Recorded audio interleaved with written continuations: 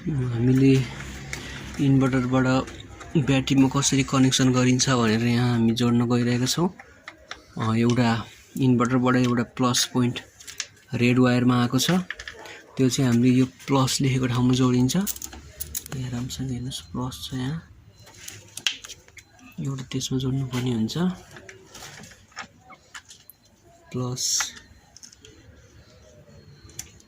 त्यहाँ कनेक्सन हुन्छ एउटा, अर्को यतापट्टि माइनस टर्मिनलमा जोड्नु पर्ने हुन्छ।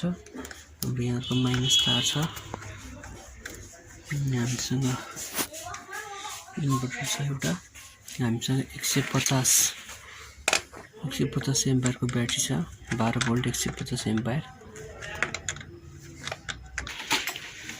माइनस प्लस टर्मिनल जोडेपछि माइनसको पालो, माइनस जोड्न गइरहेका छौँ। माइनसमा जोडेपछि हल्का स्पार्क गर्छ, स्पार्क गरेपछि हाम्रो इन्भर्टर अन हुन्छ। स्पार्क देख्नुभयो, सानो आवाज पनि आउँछ इन्भर्टरमा। त्यसै इन्भर्टर अन भइसकेको छ, आवाज सुन्नुभयो।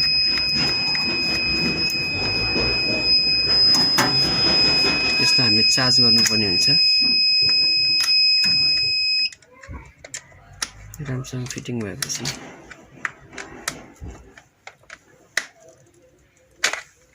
हामीले अहिले देखाउन लागि प्लास युज गरेको छौँ, तर यसको साटो हामीले रेन्ची अथवा पाना युज गर्न सक्छौँ। हेर्नुस्, यसरी फिट भएको छ।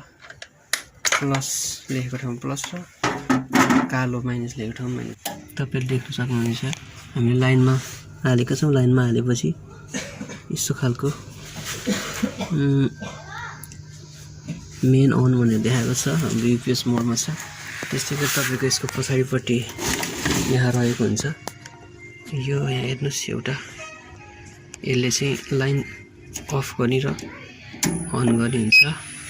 यसरी यो कनेक्सन गरेपछि